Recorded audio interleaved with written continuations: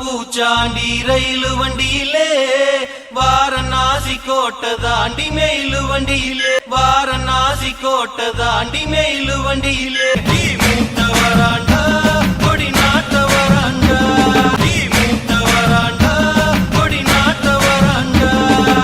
வேலைவாய்ப்பு, பொருளாதார வளர்ச்சி உள்ளிட்ட காரணங்களுக்காக தமிழகத்தில் குடியேறும் வட இந்தியர்களின் எண்ணிக்கை 10 ஆண்டுகளில் கணிசமாக அதிகரித்துள்ளது.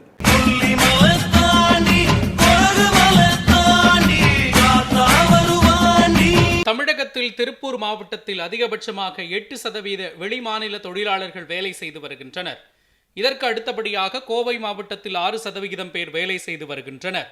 ஈரோடு மற்றும் அரியலூரில் தலா 4% வெளிமாநில தொழிலாளர்கள் பணியாற்றி வருகின்றனர். இதேபோல தூத்துக்குடி மாவட்டத்தில் 4% வெளிமாநில தொழிலாளர்கள் வேலை செய்து வருகின்றனர். 100 நாள் வேலை திட்டத்தின் காரணமாக அப்பகுதியில் உள்ள பெண்கள் விவசாய பணிக்கு வருவதற்கு மறுப்பு தெரிவிப்பதாகவும், அப்படியே பணிக்கு வந்தாலும் அதிக அளவில் கூலி கேட்பதாகவும் விவசாயிகள் வேதனை தெரிவிக்கின்றனர். குளித்தலையில் வடமாநில தொழிலாளர்கள் ஒரே நாளில் 8 ஏக்கர் நெல் நடவு செய்து அசத்தி வருவதாக விவசாயிகள் பெருமிதம் தெரிவித்துள்ளனர்.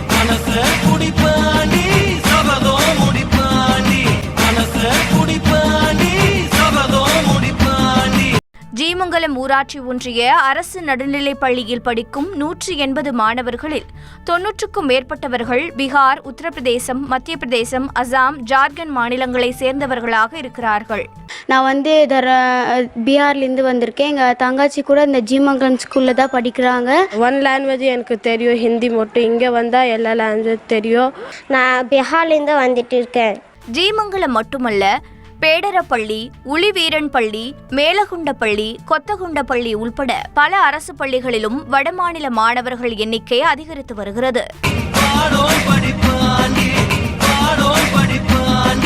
இதே மாதிரி போச்சுன்னா இன்னிலேருந்து 15 வருஷம் கழிச்சு தமிழ்நாட்டில் Hindi speaking population will decide who will win. கொஞ்சம் கொஞ்சமாக ஈழ தாய்நிலத்தில் சிங்களர்கள் நம் தாய்களை அடிச்சு விரட்டி நம் தாய்களுக்கு பறித்துக் கொண்டது போல இவன் ஆக்கிரமித்து நம்மளை விரட்ட போறான். இப்ப இந்த 5 ஆண்டுகளை 1 கோடி பேர்னா இன்னும் சில ஆண்டுகளில் 2-3 கோடி பேர் ஏறி உட்கார்ந்துருவான். ஆட்சி அதிகாரத்தை, அரசியலை அவனே தீர்மானிப்பான். அதிகாரமற்ற அடிமைகளாகி, நிலமற்ற கூலிகளாகி, சொந்த நிலத்திலேயே நாம் அகதியாவோம். இது சத்தியமா நடக்கும். எழுதி